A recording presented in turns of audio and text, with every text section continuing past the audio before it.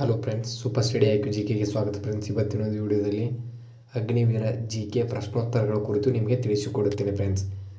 ಯಾರೆಲ್ಲ ನಮ್ಮ YouTube channel ಹೊಸದಾಗಿ ನೋಡ್ತಿದ್ರು ಈಗಲೇ ಹೋಗಿ ಲೈಕ್ ಮಾಡಿ, ಶೇರ್ ಮಾಡಿ, ಸಬ್ಸ್ಕ್ರೈಬ್ ಮಾಡಿ ಮತ್ತು ಮುಂದಿನ ವಿಡಿಯೋಗಳ ನೋಟಿಫಿಕೇಷನ್ಗೆ ಬೆಲ್ ಐಕನನ್ನು ಎನೇಬಲ್ ಮಾಡಿಕೊಳ್ಳಿ ಫ್ರೆಂಡ್ಸ್. ಎಲ್ಲಿ ಸ್ಕಿಪ್ ಮಾಡದೆ ಕೊನೆಯವರೆಗೆ ನೋಡಿ.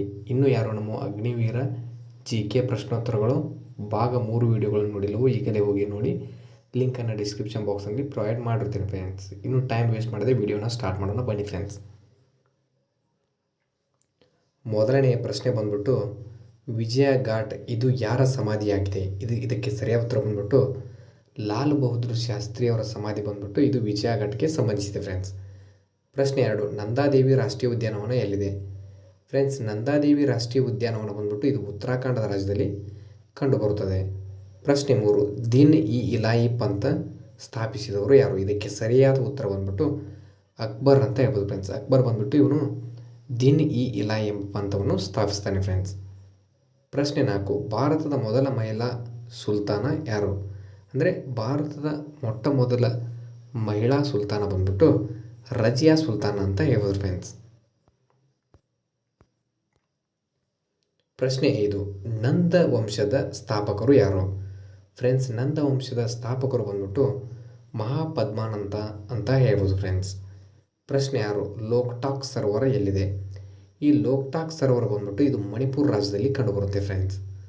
ಪ್ರಶ್ನೆ 7, ಆಮ್ಲ ಮಳೆಗೆ ಪ್ರಾಥಮಿಕ ಕಾರಣವೇನು? ಅಂದರೆ ಆಮ್ಲ ಮಳೆಗೆ ಮೊದಲ ಕಾರಣ ಏನಪ್ಪ ಅಂತಂದ್ರೆ ವಾಯು ಮಾಲಿನ್ಯದಿಂದ ಆಮ್ಲ ಮಳೆ ಉಂಟಾಗುತ್ತೆ ಫ್ರೆಂಡ್ಸ್. ಪ್ರಶ್ನೆ 8, ಮಹಾರಾಷ್ಟ್ರದ ಮುಖ್ಯಮಂತ್ರಿ ಯಾರು? ಇದಕ್ಕೆ ಸರಿಯಾದ ಉತ್ತರ ಬಂದ್ಬಿಟ್ಟು ದೇವೇಂದ್ರ ಫಡ್ನವೀಸ್ ಅಂತ ಹೇಳ್ಬೋದು ಫ್ರೆಂಡ್ಸ್. ಇವರು ಮಹಾರಾಷ್ಟ್ರದ ಮುಖ್ಯಮಂತ್ರಿ ಆಗಿರ್ತಾರೆ. ಪ್ರಶ್ನೆ 9, ರಾಷ್ಟ್ರಕೂಟರ ರಾಜಧಾನಿ ಯಾವುದು? ಫ್ರೆಂಡ್ಸ್, ರಾಷ್ಟ್ರಕೂಟರ ರಾಜಧಾನಿ ಬಂದ್ಬಿಟ್ಟು ಮಾನ್ಯಕೇಟ್ ಆಗಿದೆ ಫ್ರೆಂಡ್ಸ್. ಅದೇ ರೀತಿಯಾಗಿ ರಾಷ್ಟ್ರಕೂಟರ ಸ್ಥಾಪಕ ಬಂದ್ಬಿಟ್ಟು ದಂತಿದುರ್ಗ ಆಗಿರ್ತಾನೆ. ಪ್ರಶ್ನೆ 10, ಆಹಾರ ಮತ್ತು ಕೃಷಿ ಸಂಸ್ಥೆ ಎಲ್ಲಿದೆ? ಫ್ರೆಂಡ್ಸ್, ಆಹಾರ ಮತ್ತು ಕೃಷಿ ಸಂಸ್ಥೆ ಬಂದ್ಬಿಟ್ಟು ಇದು ರೋಮ್ನ ಇಟಲಿಯಲ್ಲಿ ಕಂಡುಬರುತ್ತೆ ಫ್ರೆಂಡ್ಸ್.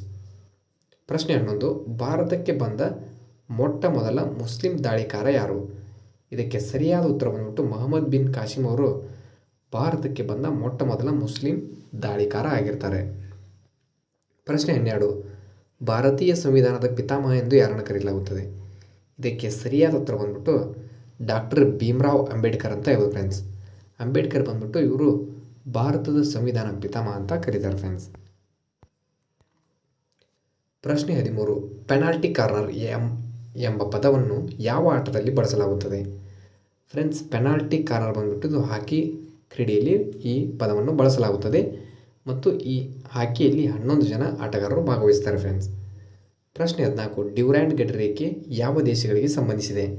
ಫ್ರೆಂಡ್ಸ್, ಡ್ಯೂರಾಂಡ್ ಗಡಿರೇಖೆ ಬಂದ್ಬಿಟ್ಟು ಇದು ಭಾರತ ಮತ್ತು ಅಫ್ಘಾನಿಸ್ತಾನಕ್ಕೆ ಸಂಬಂಧಿಸಿದೆ. ಅದೇ ರೀತಿಯಾಗಿ ಭಾರತ ಮತ್ತು ಪಾಕಿಸ್ತಾನಕ್ಕೆ ಸಂಬಂಧಿಸಿದ ಗಡಿರೇಖೆ ಬಂದ್ಬಿಟ್ಟು ರ್ಯಾಡ್ಕ್ಲಿಫ್ ಗಡಿರೇಖೆ ಅಂತ ಹೇಳ್ಬೋದು ಫ್ರೆಂಡ್ಸ್.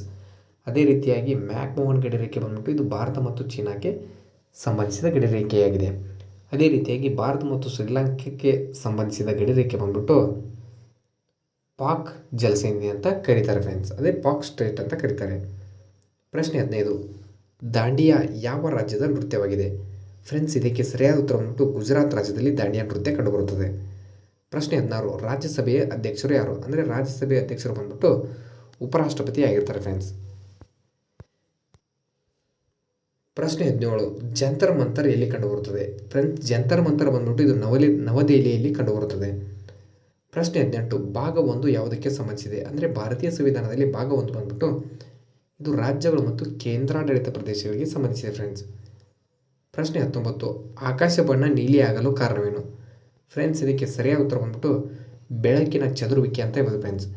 ಬೆಳಕಿನ ಚದುರುವಿಕೆಯಿಂದ ಆಕಾಶದಲ್ಲಿ ನೀಲಿ ಬಲ್ಲ ಉಂಟಾಗುತ್ತೆ ಫ್ರೆಂಡ್ಸ್. ಪ್ರಶ್ನೆ 20, ಸಹಾಯಕ ಸೈನ್ಯ ಪದ್ಧತಿ ಜಾರಿಗೆ ತಂದವರು ಯಾರು? ಫ್ರೆಂಡ್ಸ್, ಸಹಾಯಕ ಸೈನ್ಯ ಪದ್ಧತಿ ಜಾರಿಗೆ ತಂದವರು ಲಾರ್ಡ್ ವೆಲ್ಲೆಸ್ಲಿ ಆಗಿರ್ತಾರೆ ಫ್ರೆಂಡ್ಸ್. ಪ್ರಶ್ನೆ 21, ಸಲೀಂ ಅಲಿ ರಾಷ್ಟ್ರೀಯ ಉದ್ಯಾನವನ ಎಲ್ಲಿದೆ? ಫ್ರೆಂಡ್ಸ್, ಸರಿಯಾದ ಉತ್ತರ ಬಂದ್ಬಿಟ್ಟು ಸಲೀಂ ಅಲಿ ರಾಷ್ಟ್ರೀಯ ಉದ್ಯಾನ ಇದು ಶ್ರೀನಗರ ರಾಜ್ಯದಲ್ಲಿ ಕಂಡುಬರುತ್ತದೆ. ಪ್ರಶ್ನೆ 22, ಅಭಿನವ ಭಾರತ ಸೊಸೈಟಿಯನ್ನು ಸ್ಥಾಪಿಸಿದವರು ಯಾರು? ಫ್ರೆಂಡ್ಸ್, ಅಭಿನವ ಭಾರತವನ್ನು ಸ್ಥಾಪಿಸಿದವರು ಯಾರಪ್ಪ ಅಂತಂದರೆ ವಿ ಡಿ ಸಾವರ್ಕರ್ ಅವರು 1904ರಲ್ಲಿ ಸ್ಥಾಪಿಸ್ತಾರೆ. GST ಜಾರಿಗೆ ತಂದ ಮೊದಲ ರಾಜ್ಯ ಯಾವುದು? ಫ್ರೆಂಡ್ಸ್ ಜಿ ಎಸ್ ಟಿ ಜಾರಿಗೆ ತಂದ ಮೊದಲ ರಾಜ್ಯ ಬಂದ್ಬಿಟ್ಟು ಅಸ್ಸಾಂ ಆಗಿದೆ ಫ್ರೆಂಡ್ಸ್. ಈ ಜಿ ಎಸ್ ಟಿಯನ್ನು 2017ರಲ್ಲಿ ಸ್ಥಾಪನೆ ಮಾಡ್ತಾರೆ ಫ್ರೆಂಡ್ಸ್. ಪ್ರಶ್ನೆ 24, ಬಕ್ಸಾರ್ ಕದನ ನಡೆದ ವರ್ಷ ಯಾವುದು? ಫ್ರೆಂಡ್ಸ್ ಬಕ್ಸಾರ್ ಕದನ ಬಂದ್ಬಿಟ್ಟು ಇದು 1764ರಲ್ಲಿ ನಡೆಯುತ್ತದೆ ಫ್ರೆಂಡ್ಸ್. ಪ್ರಶ್ನೆ 25, ತಮಿಳುನಾಡಿನ ಪ್ರಮುಖ ನೃತ್ಯ ಪ್ರಕಾರ ಯಾವುದು? ಫ್ರೆಂಡ್ಸ್ ತಮಿಳುನಾಡಿನ ಪ್ರಮುಖ ನೃತ್ಯ ಪ್ರಕಾರ ಬಂದ್ಬಿಟ್ಟು ಭರತನಾಟ್ಯ ಅಂತ ಹೇಳ್ಬೋದು ಫ್ರೆಂಡ್ಸ್. ಭರತನಾಟ್ಯ ಬಂದ್ಬಿಟ್ಟು ಇದು ತಮಿಳುನಾಡು ರಾಜ್ಯದಲ್ಲಿ ಕಂಡುಬರುತ್ತದೆ. ಪ್ರಶ್ನೆ 26, ರಷ್ಯಾದ ರಾಜಧಾನಿ ಯಾವುದು? ಫ್ರೆಂಡ್ಸ್ ರಷ್ಯಾದ ರಾಜಧಾನಿ ಬಂದ್ಬಿಟ್ಟು ಮಾಸ್ಕೋ ಆಗಿದೆ. ಪ್ರಶ್ನೆ 27, ಆಧುನಿಕ ಭಾರತದ ಪಿತಾಮಹ ಎಂದು ಯಾರನ್ನು ಕರೆಯಲಾಗುತ್ತದೆ? ಫ್ರೆಂಡ್ಸ್ ಇದಕ್ಕೆ ಸರಿಯಾದ ಉತ್ತರ ರಾಜಾ ರಾಮ್ ಮೋಹನ್ ರಾಯ್ ಅವರನ್ನು ಆಧುನಿಕ ಭಾರತದ ಪಿತಾಮಹ ಅಂತ ಕರೀತಾರೆ. ಪ್ರಶ್ನೆ 28, 2011ರ ಜನಗಣತಿಯ ಪ್ರಕಾರ ಅತಿ ಹೆಚ್ಚು ಜನಸಂಖ್ಯೆ ಹೊಂದಿರುವ ರಾಜ್ಯ ಯಾವುದು? ಫ್ರೆಂಡ್ಸ್ ಇದಕ್ಕೆ ಸರಿಯಾದ ಉತ್ತರ ಬಂದ್ಬಿಟ್ಟು ಉತ್ತರ ಪ್ರದೇಶ ಅಂತ ಹೇಳ್ಬೋದು. 2011ರ ಜನಗಣತಿಯ ಪ್ರಕಾರ ಅತಿ ಹೆಚ್ಚು ಜನಸಂಖ್ಯೆ ಹೊಂದಿರುವ ರಾಜ್ಯ ಬಂದ್ಬಿಟ್ಟು ಉತ್ತರ ಪ್ರದೇಶ ಆಗಿದೆ. ಪ್ರಶ್ನೆ 29, ಗೋಂಡರು, ಬಿಲ್ಲರು, ಸಂತಾಲರು, ಬುಡಕಟ್ಟು ಜನಾಂಗದವರು ಇವರು ಯಾವ ರಾಜ್ಯದಲ್ಲಿ ಕಂಡುಬರ್ತಾರೆ ಫ್ರೆಂಡ್ಸ್? ಇದಕ್ಕೆ ಸರಿಯಾದ ಉತ್ತರ ಬಂದ್ಬಿಟ್ಟು ಕರ್ನಾಟಕ ರಾಜ್ಯದಲ್ಲಿ ಕಂಡುಬರುತ್ತಾರೆ ಫ್ರೆಂಡ್ಸ್ ಇವರು. ಪ್ರಶ್ನೆ 30, ಭಾರತೀಯ ಸಂವಿಧಾನದಲ್ಲಿ ತಿದ್ದುಪಡಿ ವ್ಯವಸ್ಥೆಯನ್ನು ಯಾವ ದೇಶದ ಸಂವಿಧಾನದಿಂದ ಎರವಲು ಪಡೆಯಲಾಗಿದೆ? ಇದಕ್ಕೆ ಸರಿಯಾದ ಉತ್ತರ ಬಂದ್ಬಿಟ್ಟು ವಿಧಿ 45ರಲ್ಲಿ ಇವುಗಳು ಕಂಡುಬರುತ್ತವೆ ಫ್ರೆಂಡ್ಸ್.